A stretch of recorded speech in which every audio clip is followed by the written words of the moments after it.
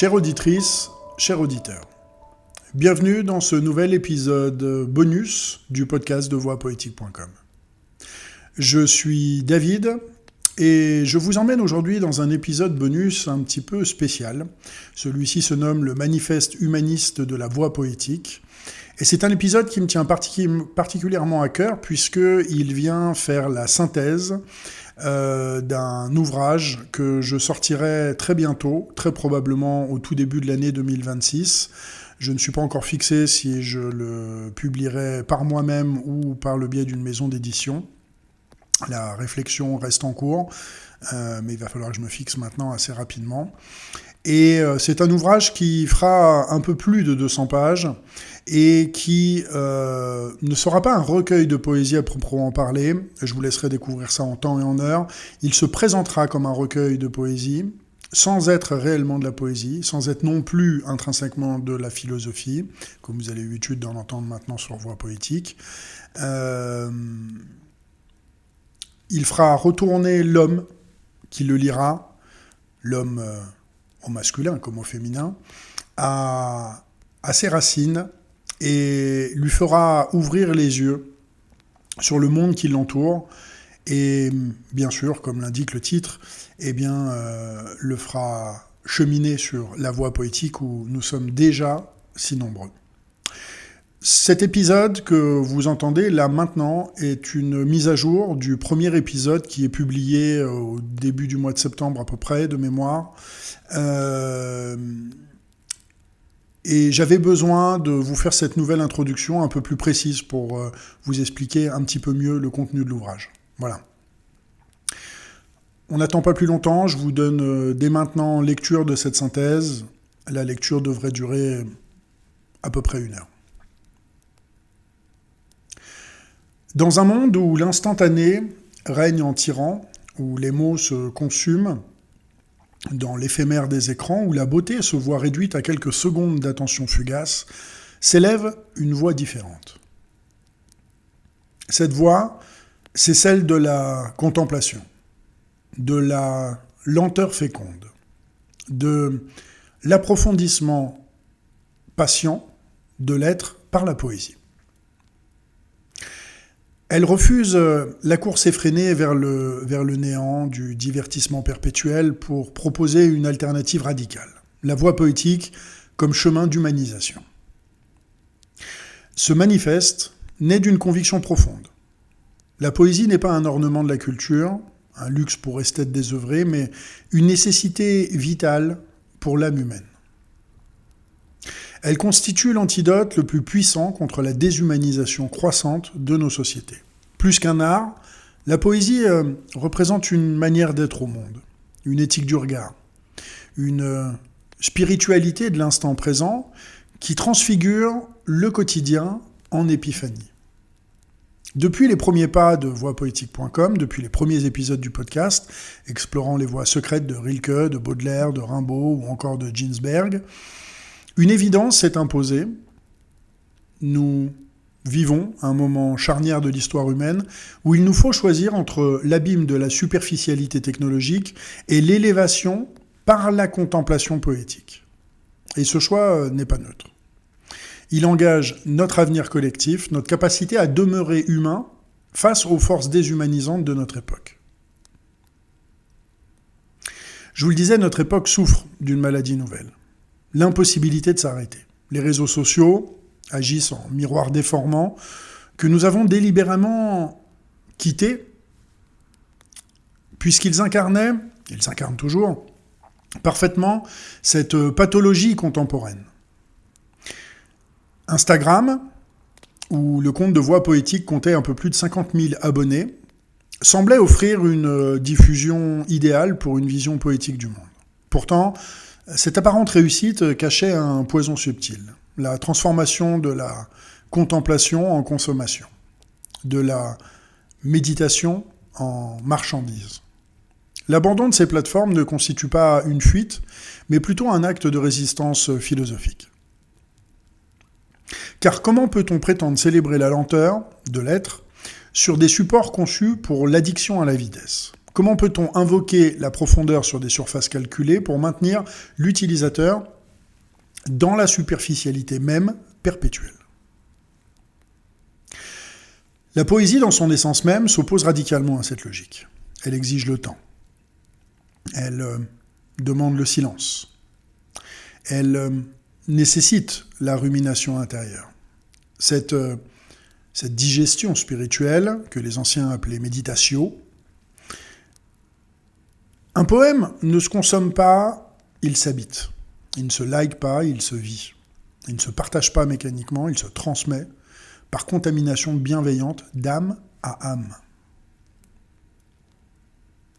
Alors dans cette guerre profonde, dans cette guerre sourde, entre l'accélération technologique et la temporalité humaine, le poète assume pleinement un rôle prophétique. Il devient le gardien de ce qui, en l'homme, refuse de se laisser mécaniser. Sa mission n'est plus seulement esthétique, mais anthropologique. Maintenir vivante la capacité d'émerveillement, préserver l'espace intérieur nécessaire à la croissance de l'âme, cultiver cette part d'éternité qui sommeille en chaque être. Cette mission s'enracine dans une tradition millénaire. De Platon, découvrant dans Lion que les poètes parlent non en vertu d'un art, mais d'une puissance divine, aux néo-platoniciens comme Plotin, explorant les extases contemplatives des mystiques orientaux comme Dogen ou Ryokan, cultivant l'éveil par la simplicité poétique, aux grands voyants occidentaux comme Baudelaire, perçant les correspondances secrètes du monde. Une chaîne ininterrompue de témoins atteste de cette vérité. La poésie est une voie d'accès privilégiée au mystère de l'existence. Mais cette tradition séculaire se trouve aujourd'hui menacée par une modernité qui a perdu le sens du sacré. Notre époque, dans sa course vers l'efficacité et la productivité, tend à considérer la contemplation comme un luxe désuet, voire comme une perte de temps. Elle préfère l'information à la connaissance, la communication à la communion et l'émotion à l'émotion authentique. La voie poétique que nous défendons puise ses racines les plus profondes dans la philosophie platonicienne, notamment dans cette intuition géniale selon laquelle la beauté constitue le seul chemin accessible aux mortels pour s'élever vers la vérité. Le banquet et le Phèdre nous enseignent que l'âme, face au beau, se souvient de sa nature divine et aspire à retrouver sa patrie céleste. Cette anamnèse, cette réminiscence de l'éternel à travers le temporel, trouve dans la poésie son véhicule privilégié. Car le poème authentique ne décrit pas simplement le monde sensible, il révèle derrière les apparences les archétypes éternels qui leur donnent sens. Quand j'ai écrit « L'automne me présente à la joie, elle m'explose ses couleurs à la figure ». Nous ne faisons pas que de décrire une saison ici. Mais je révèle plutôt l'archétype de la transformation créatrice, cette loi cosmique selon laquelle toute mort apparente recèle une renaissance secrète. Cette perspective platonicienne se prolonge magnifiquement dans l'œuvre des néo-platoniciens. Plotin et ses extases où l'âme se fond dans l'un, Proclus et sa théurgie poétique, Jamblique et sa conception de la beauté comme théophanie. Ces philosophes mystiques nous ont légué une compréhension de la poésie comme pratique spirituelle, comme exercice de dépassement de soi vers l'universel. Parallèlement à cet héritage occidental, la voie poétique s'inspire profondément de la spiritualité orientale, particulièrement de la tradition zen, incarnée par des maîtres poètes comme Dogen ou Ryokan. Ces figures nous enseignent que l'éveil spirituel ne passe pas nécessairement par l'accumulation de connaissances ou la multiplication des pratiques, mais peut surgir de la simple attention portée à l'instant présent. Dogen, qui est fondateur de l'école Soto, révolutionne la compréhension de la méditation en affirmant que s'asseoir en zazen, c'est déjà être Bouddha. Cette radicalité de l'instant présent trouve son équivalent poétique dans cette capacité à saisir l'éternité dans l'éphémère, l'absolu dans le relatif.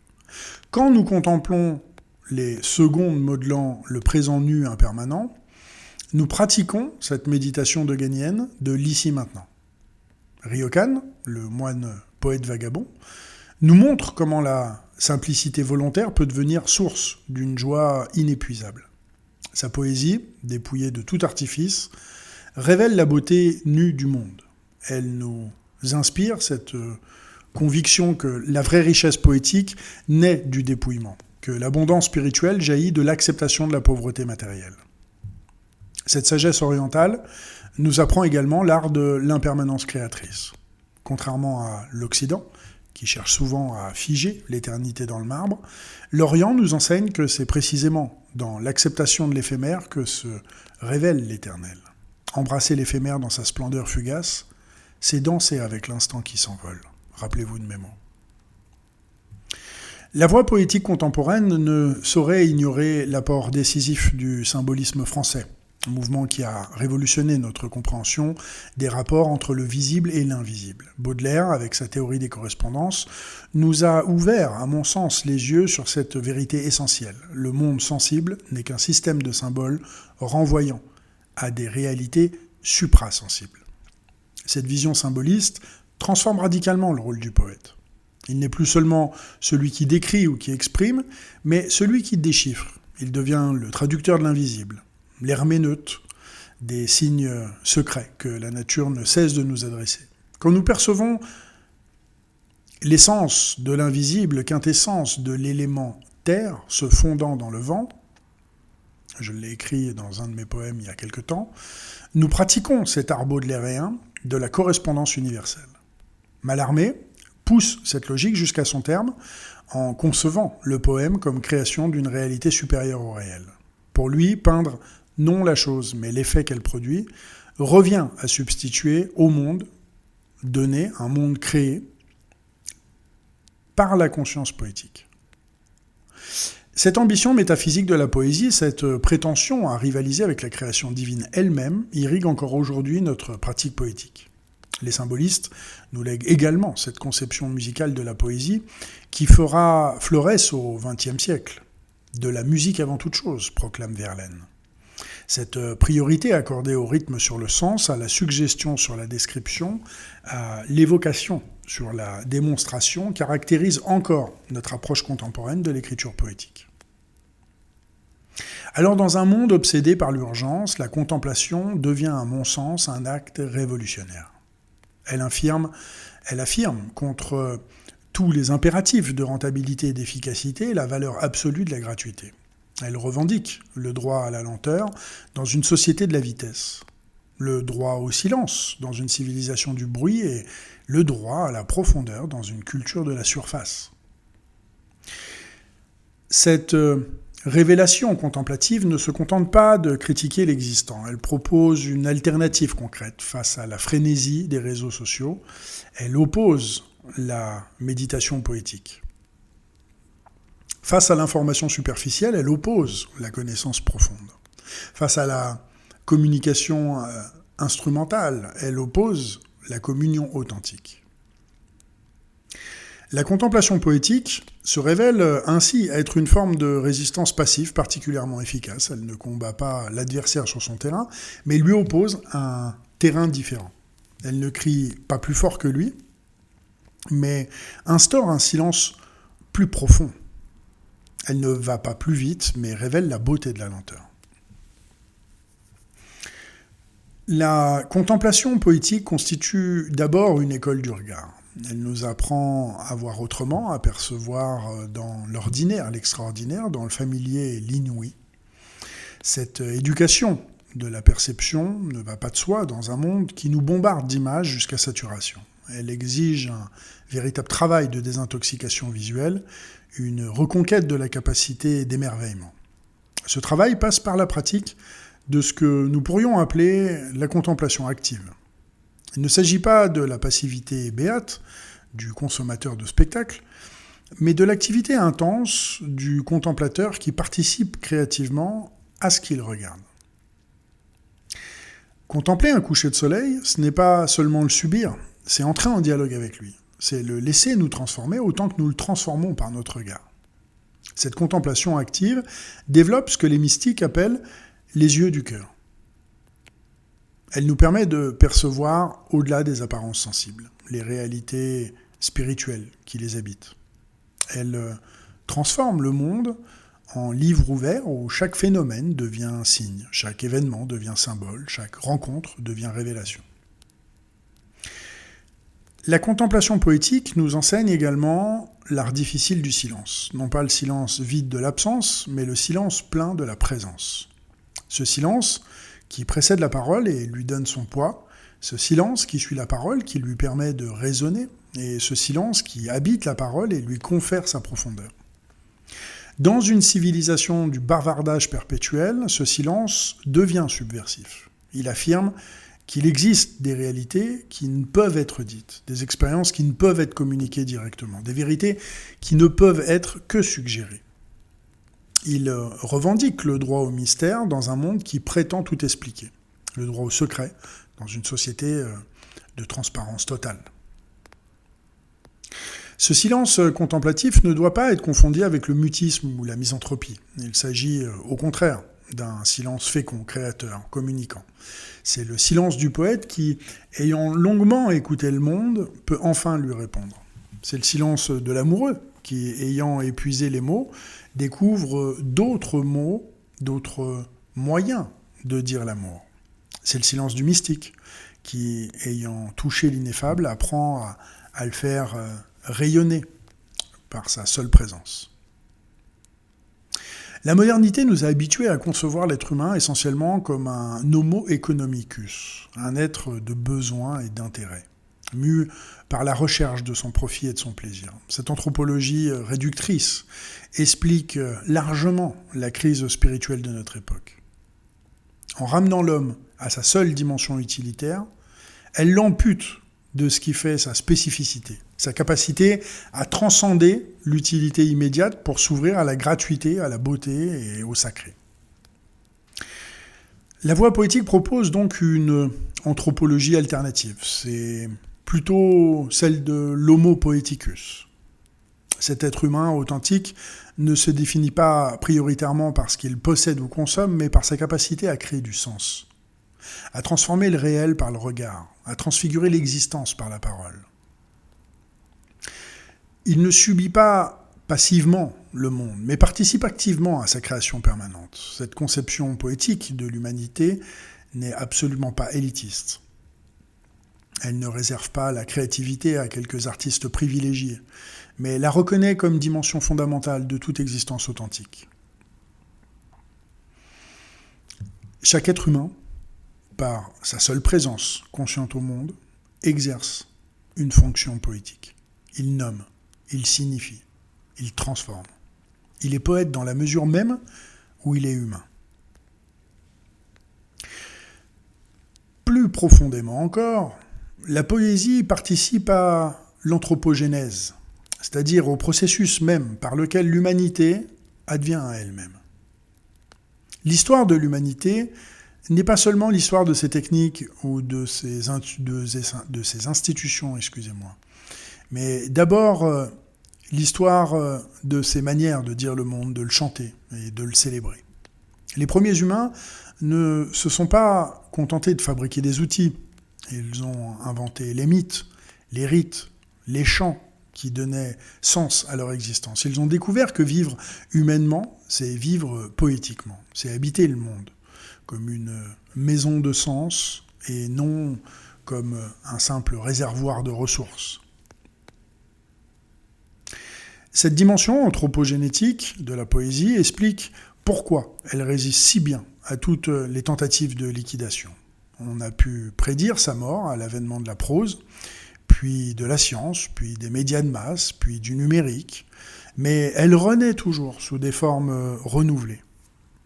Parce qu'elle répond à un besoin anthropologique fondamental, celui de transformer l'existence brute en existence signifiante. La poésie assume également une fonction sotériologique, c'est-à-dire salvifique. Face aux forces de déshumanisation qui menacent notre époque, elle constitue un refuge, un recours, une ressource. Elle sauve non pas en proposant des solutions techniques aux problèmes matériels, mais en maintenant vivante la dimension spirituelle de l'existence. Cette salvation par la poésie opère selon plusieurs modalités. D'abord, elle arrache l'individu à l'isolement de la subjectivité en l'ouvrant à l'universalité de l'expérience humaine. Le lecteur de Baudelaire ou de Rilke, encore une fois, découvre qu'il n'est pas seul à éprouver l'angoisse existentielle ou l'aspiration vers l'idéal. Il entre en communion avec une fraternité invisible de tous ceux qui, à travers les siècles, ont partagé les mêmes questionnements. Ensuite, la poésie transfigure la souffrance en la transformant en beauté. Elle ne supprime pas la douleur, mais elle lui donne sens. Elle révèle que nos blessures peuvent devenir source de lumière, que nos échecs peuvent se muer en expériences fécondes, que nos limites peuvent s'ouvrir sur l'infini. Enfin, la poésie réconcilie l'homme avec le temps. Dans une époque obsédée par l'éphémère et terrorisée par la mort, elle révèle la dimension d'éternité qui habite chaque instant vécu en pleine conscience. Elle nous apprend que l'éternité ne se trouve pas après le temps, mais dans le temps, dans cette qualité particulière de présence qui transforme l'instant en kairos, en moment privilégié de révélation. L'une des intuitions les plus profondes de la voie poétique contemporaine concerne la beauté paradoxale de l'éphémère. Contrairement à l'esthétique classique qui cherchait la beauté dans la permanence et la perfection achevée, nous découvrons une beauté plus subtile dans l'impermanence et l'inachèvement. Cette esthétique de l'éphémère trouve son origine dans la sensibilité japonaise au mono no aware, cette tristesse des choses, qui naît de la conscience aiguë de leur caractère transitoire.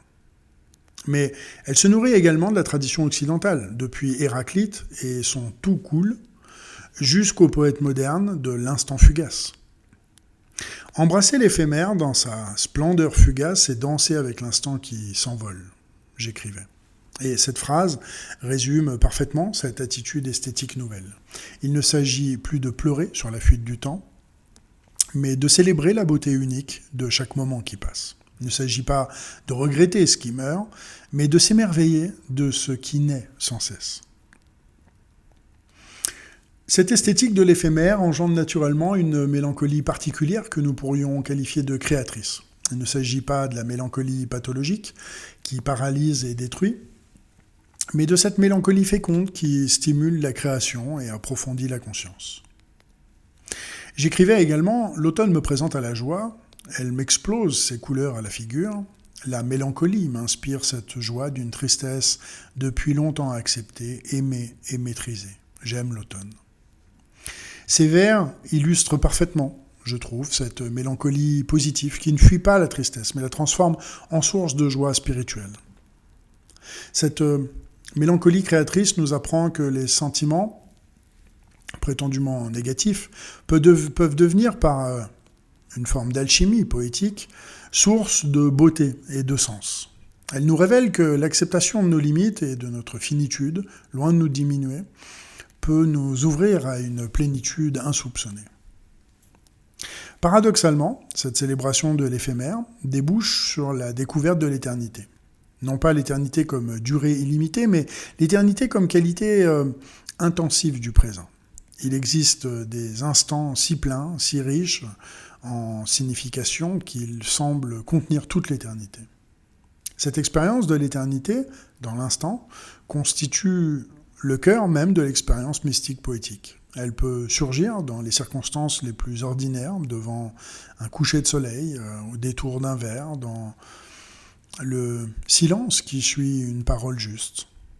Soudain, le temps se dilate, l'espace s'approfondit et l'âme touche cette dimension de l'être qui échappe aux catégories habituelles de la temporalité.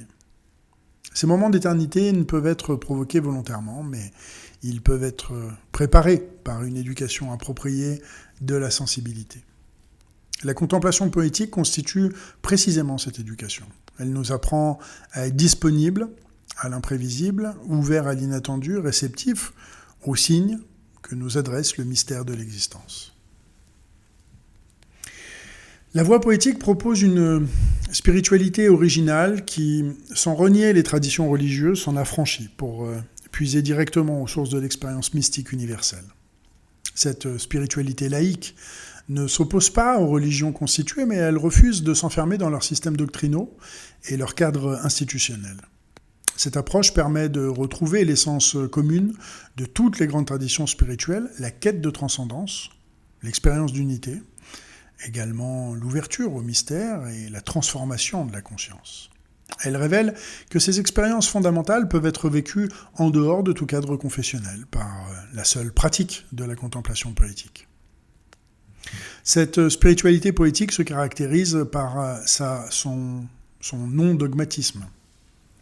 Elle ne prétend pas détenir aucune vérité définitive, mais cultive au contraire l'art du questionnement perpétuel. Elle sait que le mystère de l'existence ne peut être épuisé par aucun système, aussi sophistiqué soit-il, et que la vraie sagesse consiste à demeurer ouvert à l'inconnu. Cette spiritualité laïque n'en est pas moins authentique pour autant.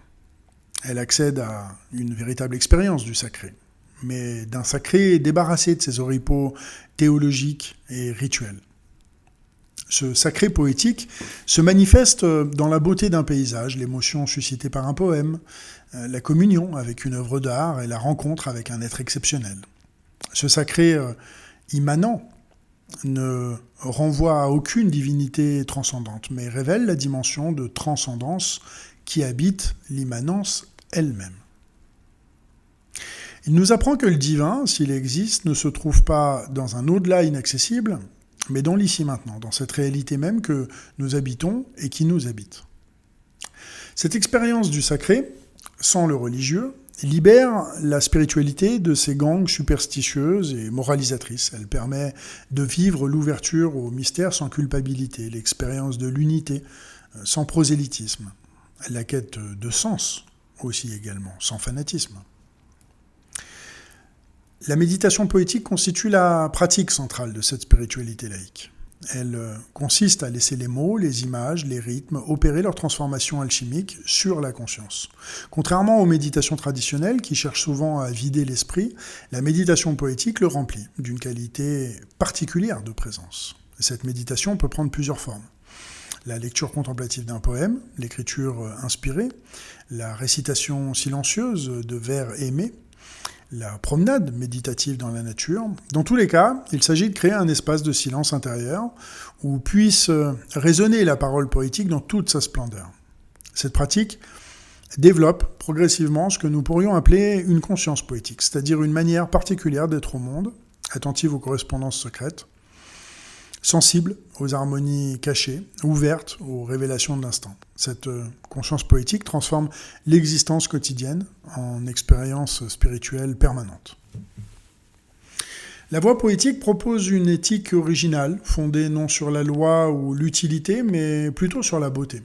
Cette proposition peut sembler scandaleuse dans une époque qui oppose généralement l'esthétique et l'éthique, la beauté et la justice. Pourtant, une réflexion approfondie révèle que la vraie beauté ne peut être séparée de la bonté, que l'authentique expérience esthétique engage toujours une transformation morale. Cette éthique de la beauté s'enracine dans l'intuition platonicienne selon laquelle le beau, le bien et le vrai constituent trois aspects d'une même réalité transcendante. Elle postule qu'une action véritablement belle ne peut être moralement condamnable, qu'une expérience esthétiquement réussie ne peut être éthiquement ratée. Mais alors, qu'est-ce que la beauté authentique ? Il ne s'agit pas de la beauté superficielle, décorative, qui peut effectivement coexister avec la médiocrité morale. Il s'agit de cette beauté profonde qui rayonne de l'harmonie intérieure, de l'accord entre l'être et l'apparaître, et de la cohérence entre les aspirations et les actes. Cette éthique de la beauté transforme l'existence elle-même en œuvre d'art.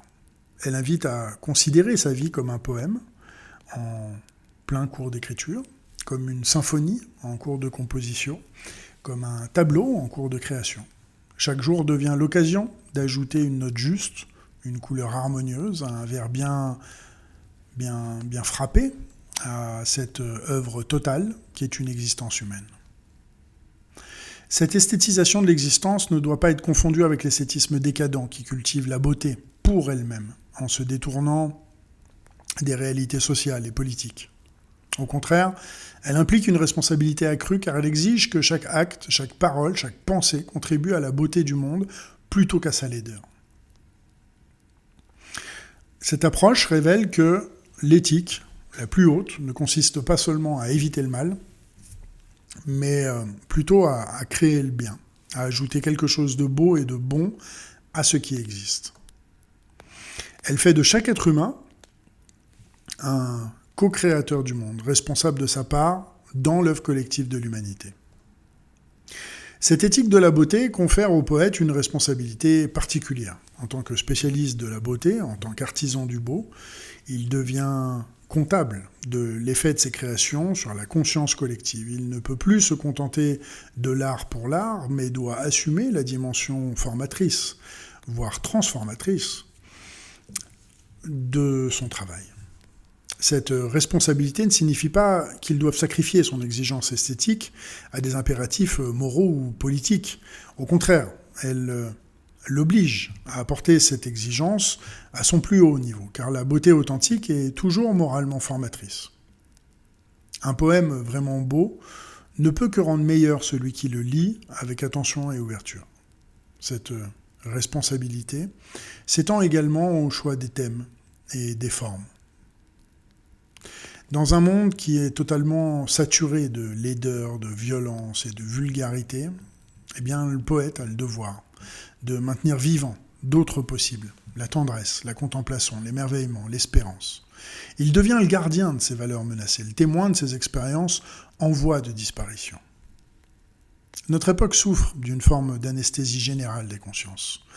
On est sans arrêt bombardé d'informations, on est submergé de stimulation, et nous avons perdu cette capacité de nous étonner, de nous émerveiller, de nous laisser surprendre par le mystère de l'existence. Cette anesthésie spirituelle constitue peut-être la pathologie la plus grave de notre temps, car elle nous prive de la source même de la joie de vivre. La voie poétique se propose de lutter contre cette anesthésie par une pédagogie de l'émerveillement. Il s'agit de réapprendre à voir, à entendre, à sentir, à goûter la beauté du monde. Il s'agit de retrouver cette fraîcheur du regard qui fait de chaque lever de soleil un événement unique, de chaque rencontre une aventure possible et de chaque instant finalement une épiphanie potentielle. Cette pédagogie ne s'adresse pas seulement aux enfants, mais bel et bien d'abord aux adultes qui ont perdu cette capacité d'émerveillement que l'enfance porte naturellement en elle. Elle vise à réveiller l'enfant intérieur qui sommeille en chacun de nous. Cet être qui est capable de s'extasier devant un papillon ou de rêver devant les nuages. Cette pédagogie de l'émerveillement passe d'abord par une éducation du regard. Et dans une civilisation de l'image qui nous gave de spectacles jusqu'à l'écœurement, il faut réapprendre à voir. Non pas cette vision consommatrice qui absorbe passivement les images, mais cette vision créatrice qui participe activement à ce qu'elle regarde. Cette éducation du regard s'inspire de la pratique des grands peintres et des grands poètes. Elle apprend à discerner les nuances, à percevoir les harmonies et à saisir les correspondances. Elle développe cette acuité visuelle qui permet de découvrir l'extraordinaire dans l'ordinaire, l'inédit dans le familier. Mais cette éducation ne se limite pas à la dimension esthétique, elle engage une transformation complète de notre rapport au monde. Apprendre à voir poétiquement, c'est apprendre à respecter ce qu'on voit. C'est développer cette tendresse du regard qui transforme l'observation en contemplation, la curiosité en vénération. Cette pédagogie implique également un apprentissage de la lenteur. On en parlait déjà à plusieurs reprises de ce monde obsédé par la vitesse. Eh bien, il faut réapprendre les vertus de la lenteur. Non pas la lenteur paresseuse qui fuit l'effort, mais cette lenteur féconde qui permet l'approfondissement et la maturation, et qui nous emmènera indéniablement vers l'épanouissement. Cette lenteur poétique s'oppose radicalement à l'impatience contemporaine. Elle postule que les réalités les plus précieuses ne peuvent être saisies dans l'instantané, mais demandent du temps pour se révéler. Un paysage ne dévoile ses secrets qu'à celui qui sait l'habiter longuement. Un poème n'offre ses richesses qu'à celui qui accepte de le ruminer patiemment. Cette lenteur n'est pas passive, mais intensément active. C'est la lenteur du gourmet qui savoure, du musicien qui phrasé, de l'amoureux qui contemple. C'est une lenteur qualitative qui enrichit chaque instant au lieu de les multiplier vainement. La voix poétique cultive une forme particulière de solitude, que nous pourrions qualifier finalement de créatrice. Il ne s'agit pas de la solitude négative de l'isolement ou de l'exclusion, mais de cette solitude positive qui permet la rencontre avec soi-même et paradoxalement avec l'universel humain. Cette solitude créatrice constitue la condition nécessaire de toute création authentique. Elle offre l'espace intérieur indispensable pour que puissent germer les intuitions, mûrir les images, s'épanouir les visions. Dans le silence de cette solitude, l'âme peut enfin s'entendre penser, sentir battre son cœur profond, percevoir les voix secrètes qui l'habitent. Mais cette solitude n'isole absolument pas du monde, elle permet au contraire une communion plus profonde avec lui. Débarrassé des bavardages superficiels et des obligations sociales, eh bien, le solitaire peut enfin entendre ce que lui dit le monde dans son langage authentique. Il découvre que la vraie communication ne passe pas nécessairement par les mots, mais peut s'établir dans le silence de la contemplation partagée.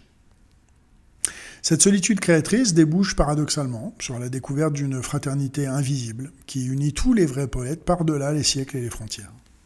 En explorant sa solitude jusqu'au bout, le poète découvre qu'il n'est pas seul, qu'il appartient à une lignée séculaire de témoins et de visionnaires.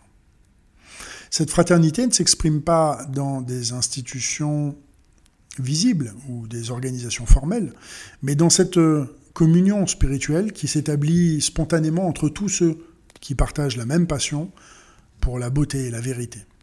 Le lecteur de Rilke entre en communion avec le lecteur de Baudelaire. L'amateur des haïkus japonais fraternise avec l'amoureux des sonnets de Shakespeare. Cette fraternité invisible constitue une véritable église sans dogme ni hiérarchie, une communauté spirituelle fondée sur la seule reconnaissance mutuelle des âmes poétiques. Elle offre à ses membres un sentiment d'appartenance plus profond que toutes les solidarités sociologiques, car elle unit des êtres au niveau de leurs aspirations les plus hautes. Cette communion des solitaires assure, à mon sens, une forme particulière de transmission que nous pourrions qualifier de silencieuse. Il ne s'agit pas de la transmission académique, qui se contente de transmettre des savoirs, mais de cette transmission initiatique qui communique une qualité d'être, un art de vivre, une manière d'habiter le monde. Cette transmission s'opère par contagion bienveillante plutôt que par enseignement explicite. Un poème authentique contamine son lecteur de sa beauté. Un regard contemplatif éveille la contemplation chez celui qu'il croise. Une parole juste résonne longtemps dans la mémoire de celui qui l'entend. Cette transmission silencieuse explique la pérennité de la tradition poétique.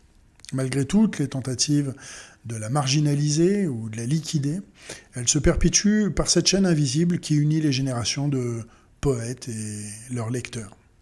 Chaque nouveau poète authentique renoue les fils de cette tradition et la transmet à son tour aux générations suivantes. La voix poétique refuse aussi bien la fuite dans la tour d'ivoire que l'engagement partisan. Elle propose un troisième chemin, celui de l'engagement poétique dans le monde. Cet engagement ne consiste pas à mettre la poésie au service d'une cause extérieure, mais à faire de la poésie elle-même une cause, à défendre la dimension poétique de l'existence contre toutes les forces qui la menacent. Cet engagement poétique s'exprime d'abord par la qualité même de l'œuvre créée. Un poème authentique constitue en lui-même un acte de résistance contre la barbarie, un témoignage en faveur de l'humanité authentique, une affirmation de l'impossibilité alternative à l'existence. Il n'a pas besoin de prendre parti explicitement pour exercer une influence transformatrice sur la conscience collective. Cet engagement se manifeste également dans le refus de certaines facilités. Refuser les réseaux sociaux, quand ils dénaturent le message poétique, c'est un acte d'engagement pour moi. Choisir l'exigence contre la démagogie, la profondeur contre la superficialité, la beauté contre l'efficacité immédiate, c'est prendre position pour une certaine conception de l'humanité. Nous sommes dans un monde qui est dominé par la logique économique et technique. La simple persistance de la poésie constitue une forme de résistance spirituelle. Elle maintient vivantes des valeurs que la modernité tend à liquider. La gratuité contre l'utilité, je vous le disais tout à l'heure, la contemplation contre l'action, la qualité contre la quantité, l'être contre l'avoir. Cette résistance ne s'exprime pas dans la protestation ou la revendication, mais dans l'affirmation tranquille d'autres possibles. Face à l'uniformisation croissante du monde, la poésie maintient la diversité des langages. Face à la standardisation des expériences, elle cultive la singularité des visions. Face à la réduction de l'humain et à ses fonctions économiques, elle révèle sa dimension créatrice. Cette résistance poétique opère par la beauté plus que par la force, par la suggestion plus que par l'argumentation, par l'exemple plus que par le précepte. Elle convainc en charmant, elle transforme en enchantant, elle libère en révélant d'autres possibles que ceux imposés par la logique dominante. L'engagement poétique dans le monde implique également une dimension écologique, non pas seulement l'écologie environnementale, mais ce que nous pourrions appeler une écologie spirituelle, soucieuse de préserver les conditions nécessaires à l'épanouissement de l'âme humaine. Cette écologie poétique lutte contre toutes les pollutions qui menacent l'environnement spirituel. La pollution sonore, qui empêche le silence nécessaire à la contemplation, la pollution visuelle, qui sature le regard jusqu'à l'aveuglement, la pollution informationnelle, qui encombre l'esprit jusqu'à la paralysie. Elle prône également une forme de développement durable de l'âme, respectueux des rythmes naturels de croissance spirituelle, attentif aux équilibres délicats de la vie intérieure, soucieux de transmettre aux générations futures un patrimoine spirituel non dégradé. L'automne me présente à la joie. Cette phrase résume parfaitement l'art de vivre poétique, qui s'est trouvé dans chaque saison de l'existence, même les plus mélancoliques, une source de joie spécifique. L'automne intérieur n'est plus l'âge de la décadence, mais celui de la maturité spirituelle, de la sagesse conquise, de la beauté apaisée. Cette sagesse automnale ne fuit pas la mélancolie, mais la transfigure. Elle découvre dans la tristesse acceptée une qualité de joie inconnue de l'euphorie superficielle. Elle révèle que les sentiments les plus profonds naissent souvent du mélange subtil de joie et de tendresse. Cette esthétique de l'automne intérieur nous apprend à valoriser ce que notre époque tend justement à déprécier. La maturité contre le jeunisme, la profondeur contre l'immédiateté, l'expérience contre la nouveauté. Elle révèle que les plus grandes joies ne sont pas celles du commencement, mais celles de l'accomplissement. Si l'automne représente le temps de la maturité, l'hiver intérieur incarne celui du recueillement nécessaire. Cette saison spirituelle, souvent redoutée, parce qu'associée à la mort et au vide, se révèle indispensable à la croissance de l'âme. Elle offre le silence et la nudité nécessaires pour que puissent germer dans l'invisible les forces du renouveau. Cet hiver intérieur ne doit pas être confondu avec la dépression ou le nihilisme. Il s'agit au contraire d'un dépouillement créateur, d'un jeûne spirituel qui prépare de nouvelles nourritures, d'une descente aux enfers qui conditionne une renaissance. C'est le temps de l'essentiel, quand tombent tous les masques et toutes les illusions. La sagesse poétique apprend à accueillir ces hivers intérieurs sans les fuir ni les dramatiser. Elle y découvre une qualité particulière de paix, cette paix profonde, qui naît de l'acceptation de ce qui est, de l'abandon de ce qui n'est plus et de l'ouverture à ce qui vient. Après l'hiver vient nécessairement le printemps. Et cette saison de renaissance qui justifie rétrospectivement, tous les dépouillements antérieurs. Le printemps intérieur n'est pas seulement retour à la vie, mais accession à une vie nouvelle, enrichie de l'expérience de la mort symbolique. Cette renaissance ne reproduit pas l'innocence première, mais accède à une innocence seconde, conquise par l'expérience et éprouvée par la souffrance. C'est l'innocence du sage qui a tout traversé et qui peut enfin regarder le monde avec des yeux neufs, débarrassé des illusions, mais non de l'émerveillement. Le printemps poétique se caractérise par cette capacité renouvelée d'étonnement qui permet de redécouvrir la beauté du monde comme si on la voyait pour la première fois. Il révèle que la vraie jeunesse n'est pas affaire d'âge, mais de qualité du regard, de fraîcheur de l'âme, de capacité d'accueil de l'inattendu. Et ensuite viendra l'été intérieur qui représentera le temps de la plénitude, quand toutes les potentialités développées au printemps atteignent leur épanouissement. Cette saison spirituelle ne correspond pas nécessairement à un âge biologique particulier, mais peut advenir à tout moment de l'existence quand se réalise l'accord parfait entre l'être et son destin. Cette plénitude estivale ne doit pas être confondue avec la satisfaction bourgeoise ou l'autosatisfaction narcissique. Il s'agit au contraire d'une plénitude ouverte, consciente de sa fragilité, reconnaissante de sa chance et généreuse de l'ensemble de ses dons. C'est la plénitude de celui qui sait qu'il a reçu plus qu'il ne méritait et qui cherche à partager ses richesses. L'été poétique se caractérise par cette générosité naturelle qui rayonne sans calcul, à cette bienveillance spontanée qui embrasse le monde, cette joie communicative qui élève tous ceux qu'elle touche.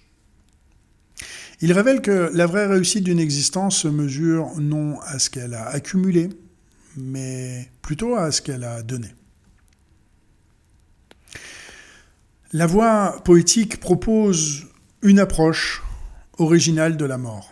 Ni fuite anxieuse, ni fascination morbide, mais reconnaissance lucide et apaisée de la finitude constitutive de l'existence humaine. Cette approche transforme la conscience de la mort en maître de vérité qui éclaire toute l'existence et lui donne son prix unique. Cette sagesse mortelle ne cultive pas l'angoisse existentielle, mais la transforme en urgence créatrice. Savoir que tout passe donne une intensité particulière à ce qui est. Savoir que rien ne dure incite à savourer pleinement l'instant présent. Savoir que tout finit révèle la beauté tragique de ce qui commence. Je monte les marches une à une, le dos lourd d'une vie durement vécue, enfin léger, percevrai-je en l'instant la vie telle que je l'aurais dû.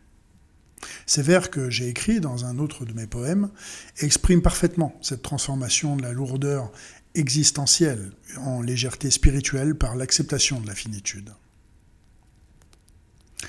La méditation poétique sur la mort révèle paradoxalement le sens de la vie. Elle nous apprend que ce n'est pas la durée qui fait la valeur d'une existence, mais son intensité, sa qualité, sa beauté. Une vie brève mais pleinement vécue vaut mieux qu'une longue existence gaspillée dans la distraction perpétuelle. Cette révélation transforme complètement notre rapport au temps. Au lieu de chercher à accumuler les années, nous apprenons à enrichir les instants. Au lieu de fuir le passage du temps, nous apprenons à l'habiter créativement. Et au lieu de regretter ce qui passe, nous apprenons à célébrer ce qui advient. Cette sagesse mortelle nous enseigne également l'art de l'essentiel, face à la brièveté de l'existence. Les futilités apparaissent pour ce qu'elles sont et tombent d'elles-mêmes. Seul demeure ce qui mérite vraiment notre attention, l'amour, la beauté, la vérité, la création. La voix poétique révèle que la finitude, loin d'être un obstacle à la création, en constitue au contraire la condition somme toute nécessaire. C'est parce que nous sommes mortels que nous créons. C'est parce que tout passe que nous cherchons à fixer quelque chose d'éternel. C'est parce que nous sommes limités que nous aspirons à dépasser nos limites. Cette finitude créatrice explique pourquoi les plus grandes œuvres d'art naissent souvent de la conscience aiguë de la fragilité. Les poèmes les plus bouleversants sont ceux qui parviennent à exprimer l'ineffable de l'existence humaine dans sa condition mortelle. Les musiques les plus émouvantes sont celles qui font entendre le passage du temps dans leur mélodie même. L'art poétique de la finitude nous apprend également que ce n'est pas la perfection qui touche le plus, mais la beauté imparfaite, marquée par la trace du temps et de l'usure. Une beauté trop parfaite reste froide et distante. Une beauté marquée par la fragilité entre en résonance avec notre propre condition mortelle et nous émeut plus profondément. Alors en épilogue, je vous dirais que l'humanité se trouve aujourd'hui à un tournant décisif de son histoire. Les développements de l'intelligence artificielle, de la biotechnologie, des neurosciences remettent en question les fondements mêmes de ce que nous appelons humanité. Dans ce contexte, la défense de la dimension poétique de l'existence devient, à mon sens, un enjeu crucial pour l'avenir de notre espèce. Face à des machines de plus en plus performantes dans des domaines traditionnellement réservés à l'intelligence humaine, la créativité poétique pourrait bien constituer le dernier bastion de la spécificité humaine. Non parce qu'elle serait irréductible à l'algorithme, l'avenir le dira, mais parce qu'elle représente cette dimension de gratuité, de beauté, de sens qui constitue peut-être l'essence même de ce que nous voulons préserver d'humain en nous. La voie poétique devra donc relever le défi de maintenir vivante cette spécificité humaine face à une technologie de plus en plus envahissante. Elle devra prouver que la contemplation a sa place dans un monde d'action, que la lenteur a sa valeur dans une époque d'accélération. Et dans ce combat pour l'avenir de l'humain, la poésie assume une mission prophétique. Elle doit annoncer d'autres possibles que ceux proposés par la logique techno-économique dominante. Elle doit témoigner de valeurs menacées mais non obsolètes. Elle doit incarner des manières d'être et de vivre qui pourraient sembler dépassées mais qui restent nécessaires à l'équilibre de l'âme humaine. Cette mission prophétique ne consiste pas à prédire l'avenir mais à maintenir ouvert l'éventail des possibles en cultivant la dimension contemplative de l'existence. La poésie empêche que l'humanité ne s'enferme dans un seul modèle de développement. En célébrant la beauté gratuite, elle résiste à l'utilitarisme généralisé. En pratiquant la lenteur créatrice, elle s'oppose à l'accélération destructrice. Cette fonction prophétique explique pourquoi la poésie résiste si bien à toutes les tentatives de liquidation. Elle répond à un besoin anthropologique fondamental qui ne peut être satisfait par aucun substitut technique. Tant qu'il y aura des êtres humains, il y aura besoin de cette parole particulière qui transfigure l'existence en lui révélant sa dimension de beauté et de sens. Alors ce manifeste se conclut sur cette note d'espérance. Non pas l'espérance naïve qui ferme les yeux sur les périls, mais cette espérance lucide qui naît de la confiance dans les ressources créatrices de l'esprit humain. Malgré tous les défis, toutes les menaces, toutes les incertitudes qui pèsent sur l'avenir, la beauté continue de naître. L'émerveillement continue de surgir. Et la création continue de jaillir. Et cette espérance poétique se nourrit à l'expérience millénaire de l'humanité. À travers toutes les crises, toutes les guerres, toutes les catastrophes, eh bien, la flamme poétique ne s'est finalement jamais éteinte. Elle a survécu à tous les totalitarismes, résisté à tous les obscurantismes, traversé toutes les barbaries. Elle témoigne de cette part indestructible de l'humain qui refuse de se laisser réduire aux déterminations biologiques, économiques ou techniques. Cette espérance nous invite à continuer l'œuvre finalement, à écrire, à contempler, à transmettre, à maintenir vivante cette tradition poétique qui constitue peut-être le plus bel héritage de l'humanité.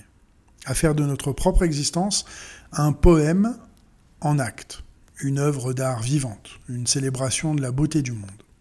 Car au bout du compte, c'est peut-être cela la vraie révolution. Non pas changer le monde par la force, mais le transfigurer par la beauté. Non pas imposer une vision, mais en révéler la possibilité. Et non pas à contraindre, mais plutôt à charmer.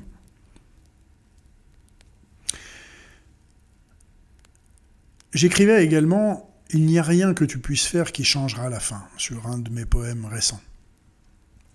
Ces mots mystérieux qui concluent mon poème « Marche » ne sont pas un message de résignation, mais plutôt de libération. Ils nous libèrent de l'illusion de toute puissance pour nous ouvrir à la vraie puissance. Celle qui transforme non pas les événements extérieurs, mais la qualité de notre présence à ces événements. Il nous invite à passer de l'agir au contempler, de l'avoir à l'être, de faire au laisser advenir. C'est dans cet esprit de contemplation active, de résistance créatrice, de beauté militante que nous poursuivons tous notre chemin sur cette voie poétique. Avec la certitude que chaque vers écrit en vérité, chaque instant vécu en conscience, chaque regard posé en amour, contribue à maintenir vivante cette part d'éternité qui fait de nous des êtres humains.